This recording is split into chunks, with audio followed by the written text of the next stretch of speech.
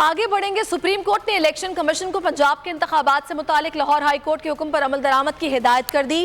Chief justice نے استفسار کیا کہ لاہور ہائی کورٹ کے حکم پر الیکشن کیا کر رہا ہے، انتخابات کی تاریخ کے لیے گورنر سے مشاورت کیوں ہو رہی ہے۔ ڈی جی الیکشن کمیشن نے عدالت کو بتایا کہ قانونی راستہ گورنر نے ہی لینا ہے۔